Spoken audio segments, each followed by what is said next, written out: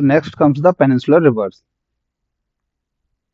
Peninsular reverse क्या है? जो इंडियन पेनिनसुला में जो फ्लो हो रही है वो है पेनिनसुलर रिवर्स। तो पेनिनसुलर रिवर्स के लिए सबसे जो वाटर डिवाइड क्या है उनके लिए वाटर डिवाइड की तरह काम करता है वेस्टर्न घाट। एक्चुअली क्या है, वेस्टर्न घाट का जो स्लोप है वो इस तरह से है। ये अगर यहाँ वेस्ट है और ये ईस्ट है, ओके,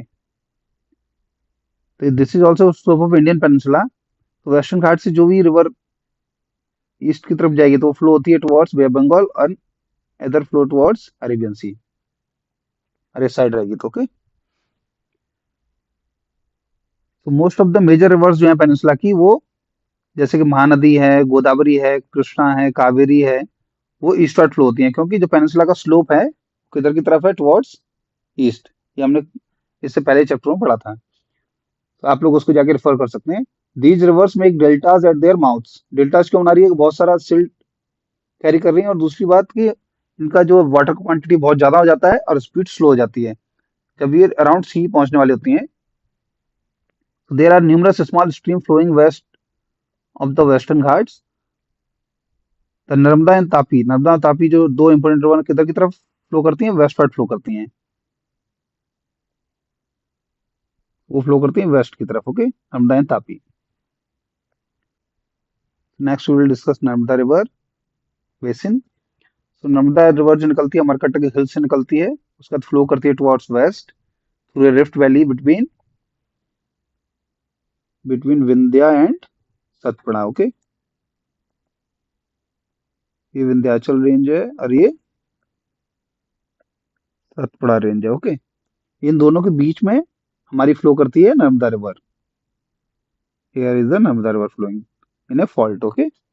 और बहुत सारी अच्छी अच्छी लोकेशंस हैं, बहुत अच्छे व्यूज बनाते हुए जाती है। तो ये व्यू है नियर जबलपुर प्लेस कॉल्ड भेड़ाघाट, वहां पर अच्छे मार्बल रॉक्स दिखते हैं। देन धुआंधार फॉल एक गुड टूरिस्ट प्लेस है, वो भी इसी रिवर पे है। All tributaries of Narmada are very short and most of these joins the main stream at right angles. तो नर्मदा बेसिन कौन से स्टेट से फ्लो करता है? That is Madhya Pradesh and Gujarat. तो you can see it on the diagram कि कौन से उसकी ट्राइब्यूटरीज हैं। Next comes the Tapi Basin. Tapi rises from the Satpura ranges in Batul district, flows through a rift valley, but it is much shorter in length compared to the Narmada. Its basin covered parts of the Madhya Pradesh, Gujarat, and Maharashtra. Next comes the Godavari River Basin. तो Godavari river जो है बहुत important river है south India के अंदर। Godavari river को हम लोग दक्षिण गंगा गंगा के नाम से भी जानते हैं, दक्षिण गंगा के नाम से भी जानते हैं। गोदावरी रिवर हमारी निकलती है in from the Nashik district of Maharashtra. Peninsular river है। सोर्स ऑफ वाटर क्या है? रेनफॉल ही है। And its length is about 1500 kilometres. It drains into Bay of Bengal. Godavari river का जो रिवर बेसिन है वो 4 स्टेट्स में फैला हुआ है। कौन से? Maharashtra, Madhya Pradesh, Orissa and Andhra Pradesh, okay. और बहुत सारी इसकी ट्राइब्यूटरीज हैं सच एज पूर्णा, वर्धा, प्राणहिता, माजरा, वैनगंगा, पैनगंगा। तो ये हम लोग देख लेंगे आप डायग्राम में कौन सी ट्राइब्यूटरीज हैं। So here the diagram you can C. Next comes Mahanadi river. तो महानदी रिवर जो है ये निकलती है कहाँ से? हाईलैंड्स ऑफ छत्तीसगढ़ से निकलती है और देन फ्लो करती है उड़ीसा से टू द आपका बे बंगाल में चली जाती है। तो ये बहुत ही इंपॉर्टेंट रिवर है फॉर द छत्तीसगढ़ और उड़ीसा। इसका बेसिन कौन सा स्टेट्स इसकी ट्राइब्यूटरीज पास होती है? तो drainage basin is shared by Maharashtra, Chhattisgarh, Jharkhand and Orissa. Next comes the Krishna basin. तो Krishna river is also an important river for south India. ये भी महाराष्ट्र में निकलती है near Mahabaleshwar. Krishna river flows for around 1400 kilometre, then it's goes to bay of Bengal. इसकी main tributary है Tungabhadra, Koyna, Ghataprabha, Musi and Bhima, जो कि हम लोग अभी डायग्राम में देखेंगे। और इसका ड्रेनेज सिस्टम कहाँ से जा रहा है? Maharashtra, Karnataka and Andhra Pradesh, 3 state से जा रहा है।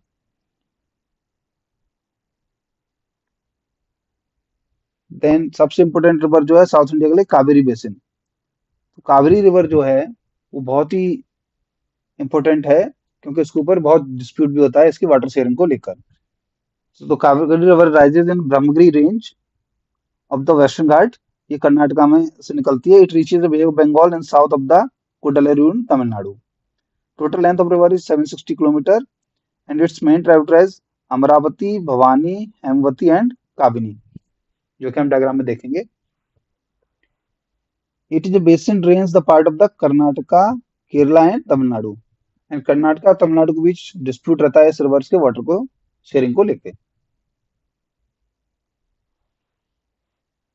और एक इंपॉर्टेंट फॉल भी है इसके ऊपर। The river Kaveri makes the second biggest waterfall in India known as Shiva Samudram fall and the hydro power plant generates from the falls is supply to the जो हाइड्रो पावर हम लोग जनरेट करते हैं वो मैसूरू को सप्लाई होती है। मैसूरू, बेंगलुरु एंड कोलार गोल्डफील्ड्स।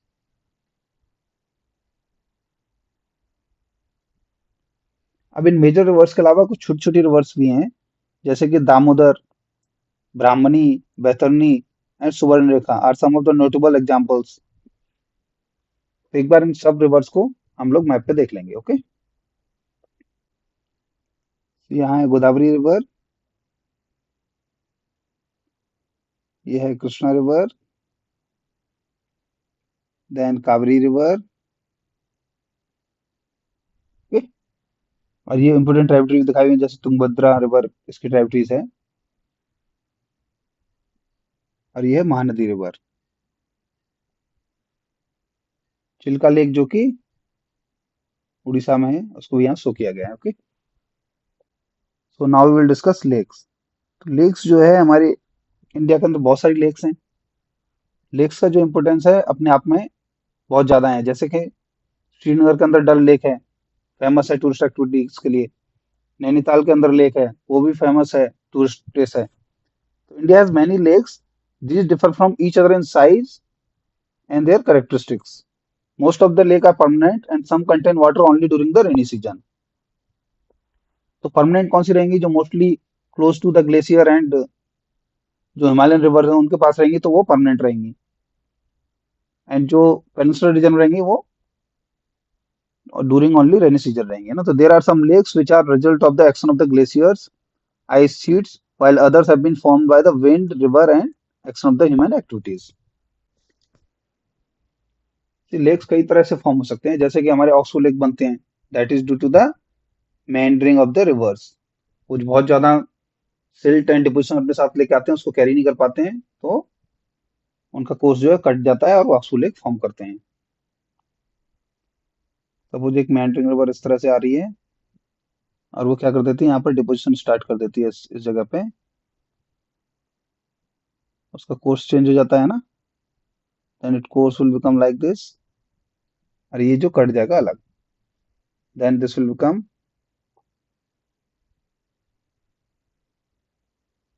और यहाँ एक ऑक्सबो लेक टाइप का रह जाएगा, ये जो वाटर रह जाएगा उसमें, तो that is the oxbow lake.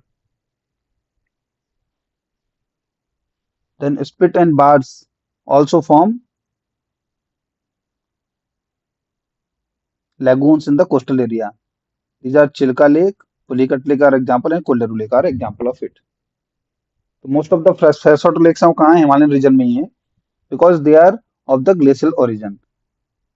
They formed when the glacier dug out a basin which are later filled with snow melt. The Vular Lake in Jammu Kashmir in contrast is a result of tectonic activity.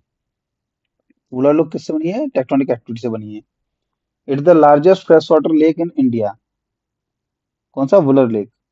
Then Dal lake, Bhimtal lake, Nainital lake, Loktak lake and Barapani lake are some important fresh water lakes in India. तो इसके अलावा हम लोग, ये तो हो गई lakes जो कि नेचुरली बनी है, कुछ आर्टिफिशियल भी हम लोग बनाते हैं फॉर ह्यूमन पर्पज के लिए।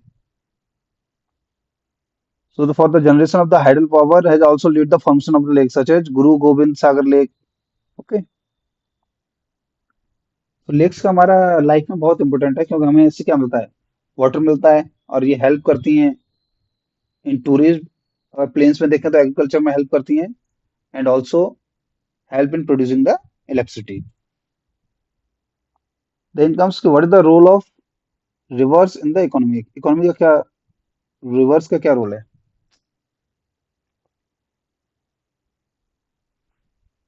What is the role of rivers in the economy?